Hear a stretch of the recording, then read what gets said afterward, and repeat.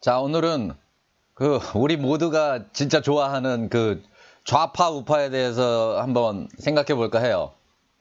신나죠? 좌파 우파. 우리 편 니네 편.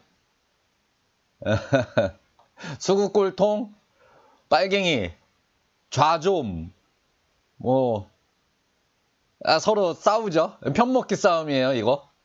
우리가 흔히 얘기하는 정치라 하면 사실은 이거죠. 편싸움이에요, 편싸움. 재밌어요. 그리고 뉴스가 이제 궁중 드라마 사극, 중전과 뭐 후군 간의 암투 뭐 이런 드라마 보는 것처럼 신문하고 뉴스를 그렇게 보기 시작하게 돼요. 이건 중간에 끊을 수도 없어요. 그 맥락을 알아야지 이제 재밌으니까. 드라마 중간에 빠지면 심심하잖아요. 잘 모르겠고. 그거랑 똑같은 거예요. 우리가 흔히 생각하는 정치는 사실 이 좌우, 즉 그러니까 편싸움을 이 정치라고 생각하는 면이 있어요. 신나죠? 재밌어요. 근데 원래의 좌우를 한번 따져보자고요. 원래 좌우의 의미.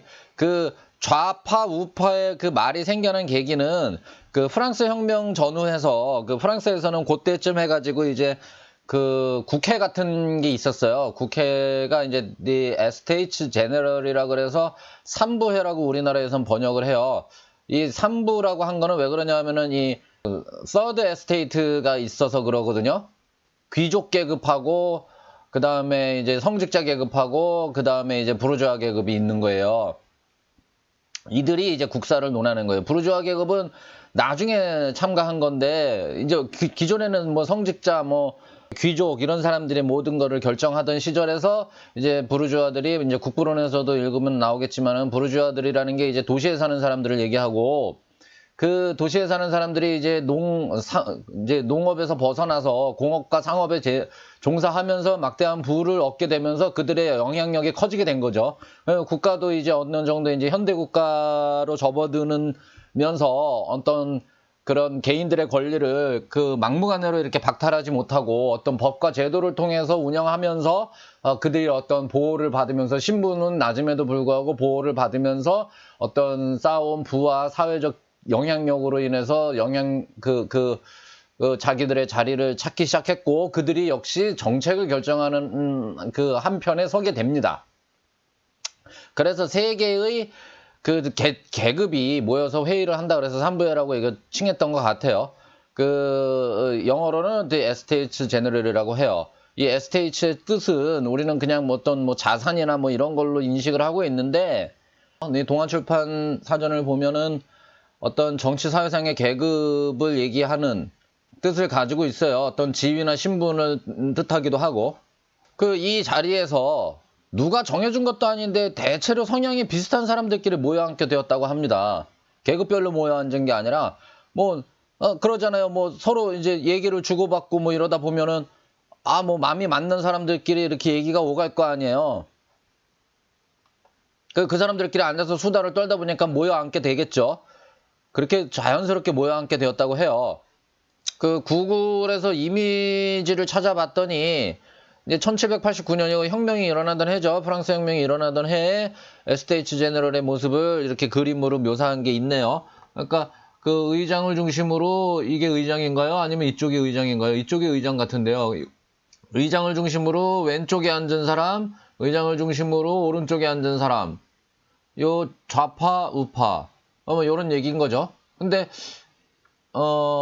이 그림을 보면은 이거보다는 좀 인원수가 적죠. 그림이니까 사진으로 봤으면 좋을 뻔했는데 말이죠. 이런 식의 분위기로 이렇게 의회예요, 의회에 앉아 있었던 거예요. 근데 이 의장의 왼쪽에 앉은 사람들은 좌파죠. 주로 행동하기를 주장했고 오른쪽에 앉은 사람들은 우파죠. 주로 질서를 주장했는데 그 장면을 전하는 언론이 편의상 좌익, 우익, 왼쪽 날개, 오른쪽 날개, left wing, right wing으로 표현하기 시작한 것이 오늘날 해당 용어의 유래라고 합니다. 여기서 좌파분들께 죄송한 얘기지만 영어로 right가 오른이잖아요. 오른쪽이잖아요. 근데 이게 옳다라는 뜻으로도 쓰여요. 그죠? 저는 이걸 보고 알았어요. 오른쪽이라는 사실을.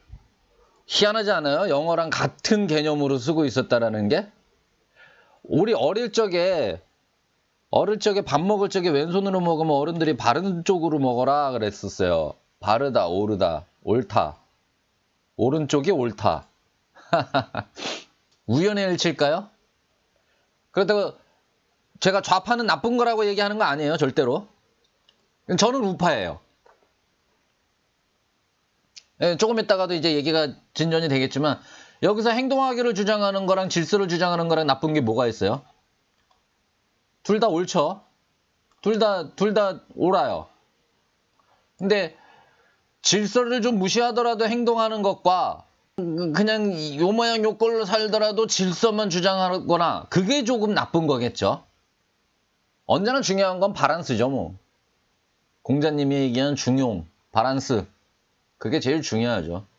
자, 그리고 보수주의, 컨서버티즘과 진보주의, 프로그레시비즘도 그렇게 이념을 구분하기도 하는데, 보수주의와 진보주의로 구분도 하는데, 보수주의는 우파와 거의 동일어로 쓰고 있죠.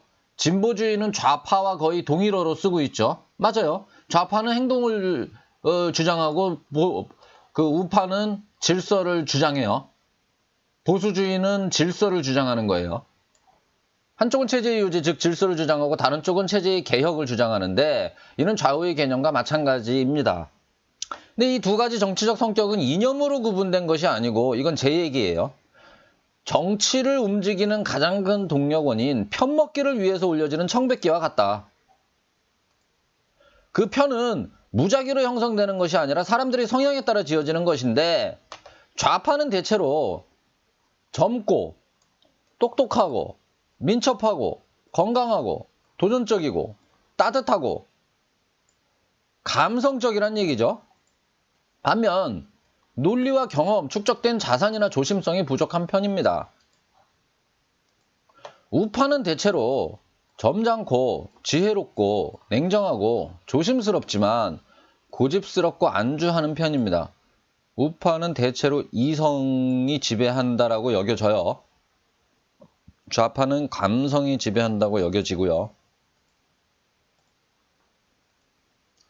이 개별적인 특징들은 서로 인과관계로 묶여 있어서 대체로 일관되게 묶음 형태의 성향을 가진다라고 생각합니다. 즉, 젊으니까 건강하니까 도전적이지만 젊으니까 경험이 부족하고 경험이 없으니까 논리적 판단이 어리숙하다라고 보는 거예요, 저는.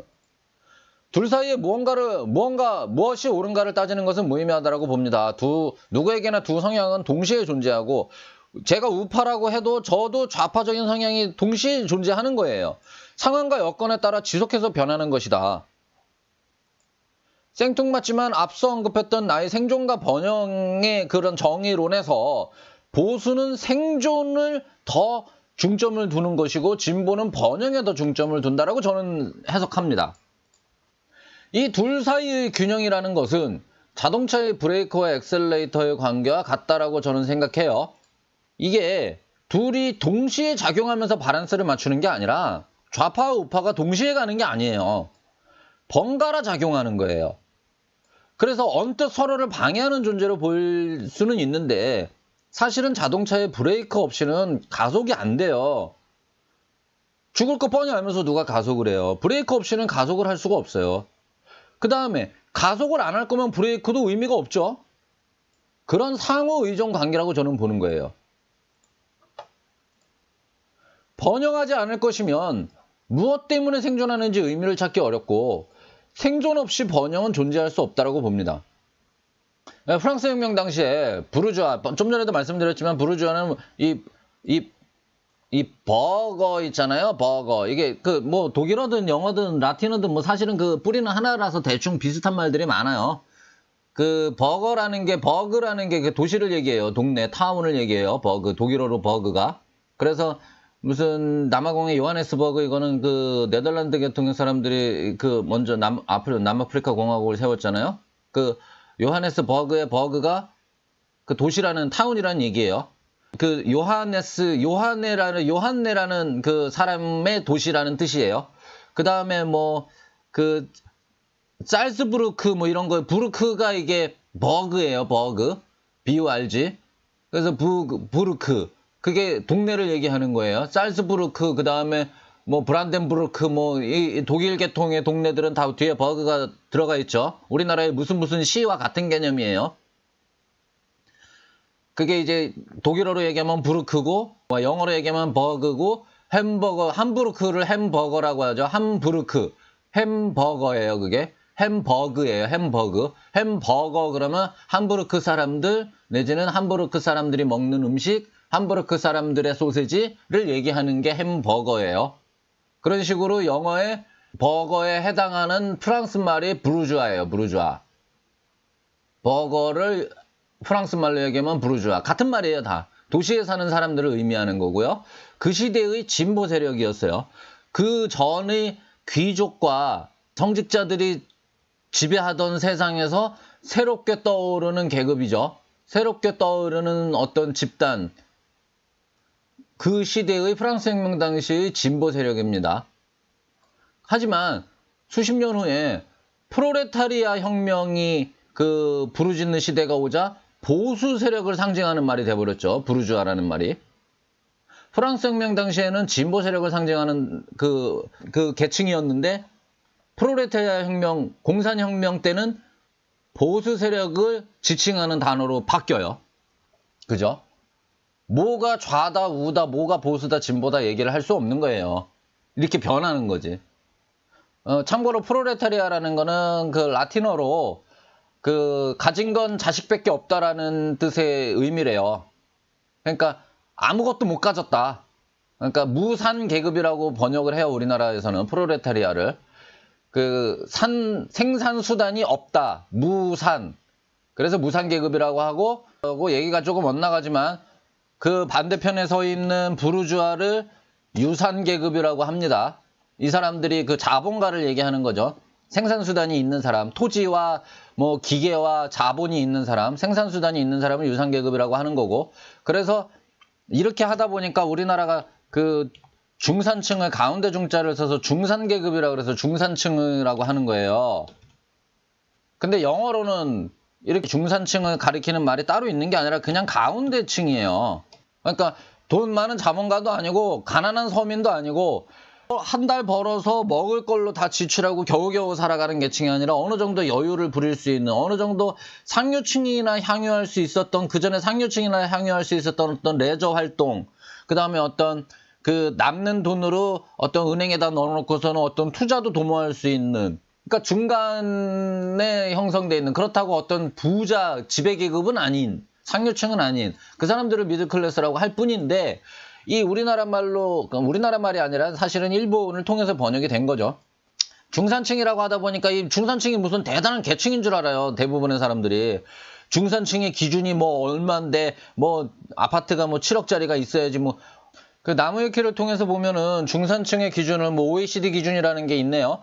OECD 분류법에 따르면 한 나라의 가구를 소득순으로 세운 다음에 중위소득이라는 건 맨 가운데 소득을 얘기하는 거죠. 미디안을 얘기하는 거죠.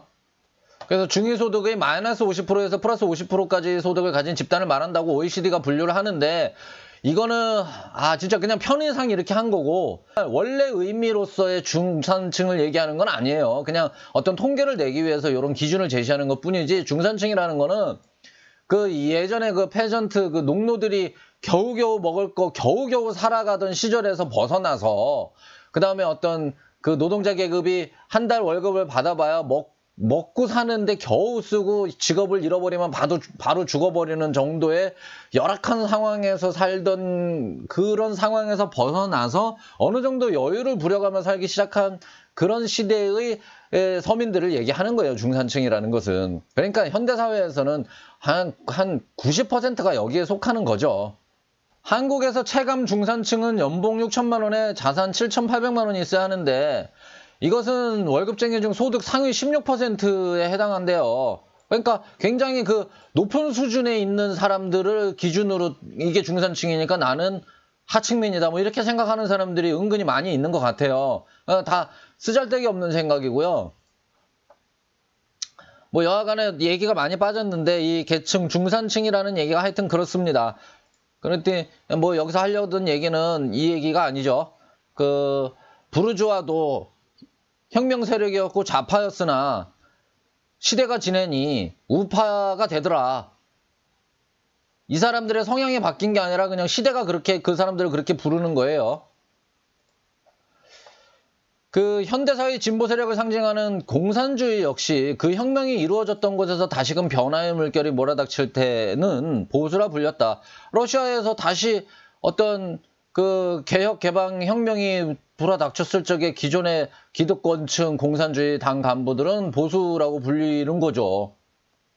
마찬가지로 중국도 마찬가지죠. 천안문 사태 당시에 그 당시에 중국의 지배계층들 당 간부들은 보수층이라고 불리는 거죠. 천안문 사태를 야기했던 사람들이 진보계층이라고 불리는 거고 지금도 그렇게 분류가 될 거예요. 좌파의 깃발을 들고 사람을 모아 달려왔으나 시간이 흘러 어느새 보수 집단이 되어 있을 수도 있고 새로운 진보 세력이 새로운 보수 세력의 반대 진영에 서려고 우파의 깃발을 들어 올릴 수도 있는 것이어서 이 깃발을 이념으로 이해하면 때때로 혼란스럽습니다. 이념이 아니에요. 좌파 우파는 이념이 아니에요. 이념이 아니에요. 이거는 어떤 것을 하자 이런 이념이 아니에요. 좌파 우파는 그냥 집단인 거지. 어떤 정치적 성격을 가진 집단, 내 편, 네 편인 거지. 근데 이 좌우의 균형이란 것이 서로를 이해하며 함께 가는 것이 아니라 아까 그 브레이크랑 엑셀 말씀을 드렸지만 서로의 투쟁과 쟁취의 교차 반복으로 이루어진다고 봅니다.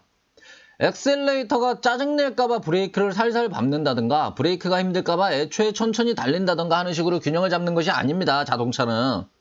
그냥 각자가 자기 차례에 최대한 달리고 최대한 세우면서 앞으로 가는 겁니다. 엑셀 밟을 적엔 악셀만 밟는 거예요. 그럼 쭉 나가죠. 그리고 위험하다 싶으면은 내지는 멈춰야 될 곳에는 브레이크만 밟는 겁니다. 그래서 쭉 세우는 겁니다. 일단. 그리고 다시 악셀을 밟아서 쭉 나가는 거고 이걸 같이 밟아가면서 가는 게 아니에요. 그런 균형이 아니에요. 이 방송을 들으시는 분들이 제 말에 은근히 툭툭 이제 뭐 가령 이제 빨갱이가 어떻다더라든가 뭐 이런 얘기가 튀어나오면은 제가 어떤 이제 수구 꼴통처럼 여겨지실 수도 있는데 저는 그렇게 생각해요. 그렇게 좀 진영 논리로 따지면은 끝도 없다. 그거는 너무 그 유치하고 무식한 사람들에게 넘겨주고 그런 개념은 우리 그래도 제 얘기를 들어주시는 분들은 그래도 국부론을 이해하고 재밌어 하시는 분들이라고 여긴다면은 아무래도 꽤 지식 수준이 꽤 상위권에 계신 분들이라고 여겨져요. 그런 분들 입장에서는 어떤 그런 진영 논리로 따지는 것은 그냥 조금 무식한 사람들한테 시키고요. 우리는 조금 한 발 떨어져서 객관적으로 볼 수 있는 눈을 갖자고요. 그래서 제가 뭐 어떤 얘기 한마디를 하는 거 가지고 요놈 요거 수구꼴탱이는 하고 떠나신다든가 제가 또 어떤 말을 한마디 하는 걸로 해서 이놈 빨갱이네 하고 떠나신다든가 이런 저차원의 패턴을 반응을 보이지 않아 주셨으면 하고요. 그런 의미에서 조금 얘기를 하고 싶은 게 그 좌파는 주로 행동주의자고 우파는 주로 질서를 우선한다라고 말씀을 드렸었는데 이런 측면에서 보면은 그 박정희는 좌파예요.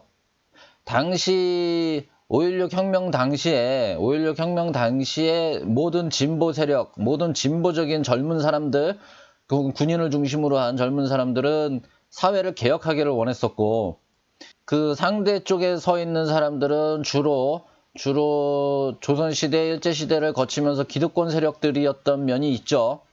그래서 그 사람들이 사실은 보수 세력이에요. 미국도 마찬가지예요. 미국도 웃기죠. 그 공화당이 그 노예 해방을 주장하면서 생긴 정당이고 그 진보 세력이었는데 갑자기 20세기에 들어와서는 수구 세력이 돼버렸죠. 보수주의자들의 집단이 됐어요.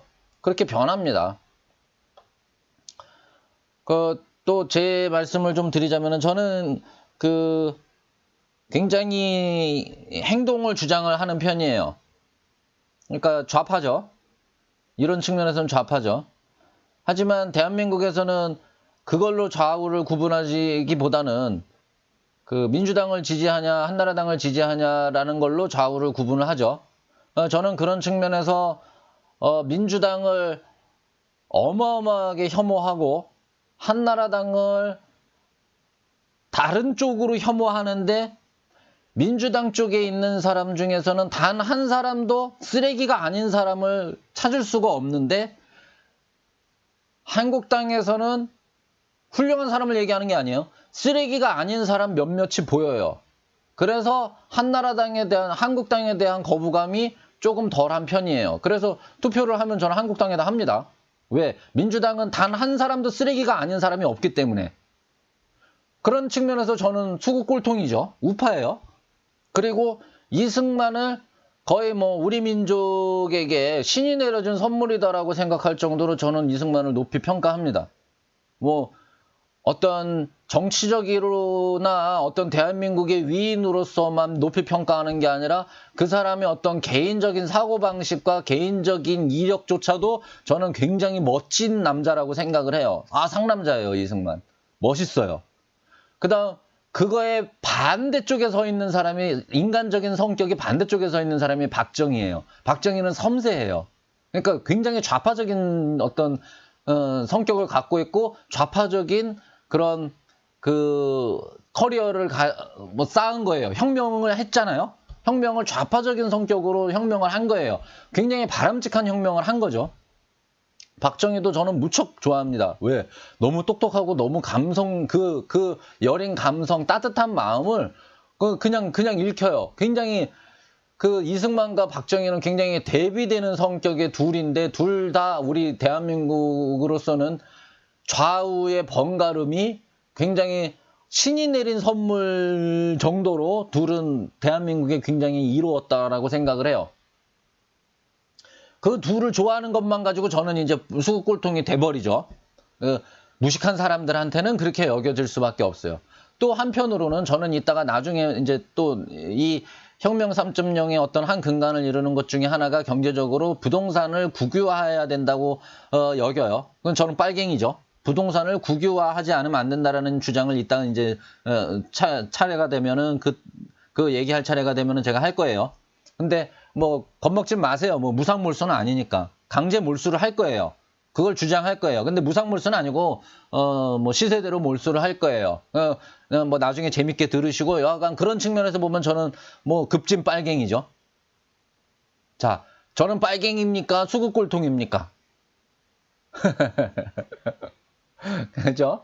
그런 걸로 분류를 하는 거는 우리 무식한 사람들한테 넘겨주고, 그래도 이 혁명 3.0 이야기를 재밌게 들어주시는 분들의 지식 수준은 굉장히 위에 있다라고 여겨지니까 냉철한 이성을 가지고 그런 것들을 바라볼 수 있는 그런 분들이기를 원합니다. 바랍니다.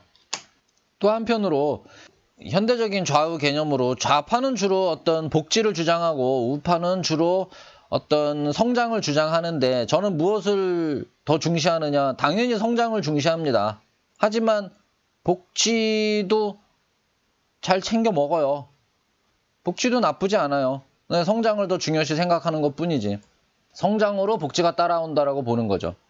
그러면 그 어떤 우파적인 생각을 가지고 있는 사람들이, 그러니까 그 뭐 한국당처럼 뭐 쓰레기 정치인들을 제가 얘기하는 게 아니라 어떤 성장을 중심으로 중요하게 생각하는 사람들이 집권을 해서 그 성장만을 바라보면서 드라이브를 걸면 좋으냐? 저는 또 그렇게는 생각 안 해요. 뭐냐? 좌파는 대체로 이런 어떤 감성적인 부분들이 발달한 사람들이 좌파적인 성향을 가져요. 근데 이분들이 내는 업적을 보세요. 우리가 대한민국이 그냥 어떤 독일식으로 무뚝뚝하게 우리가 성장한 게 아니잖아요. 그 케이팝이니 어떤 한국의 어떤 문화가 세계적으로 먹힐 정도로 우리는 이런 좌파적인 성향을 가진 분들의 이런 감성으로 인한 또 다른 어떤 정신적인 번영을 우리는 누리고 있어요. 이 좌파도 옳고 우파도 옳다. 뭐 이런 얘기를 하려는 게 아니라 둘 다 필요하다. 어차피 이걸 뭐 한쪽을 없앤다 할 수 있는 뭐 이런 성질의 것도 아니다. 같이 가는 거다. 대신 그 같이 가는 게 서로가 서로를 인정하면서 공존하는 게 아니라 각자가 투쟁하면서 바란스를 맞추는 것이다. 그렇게 봅니다.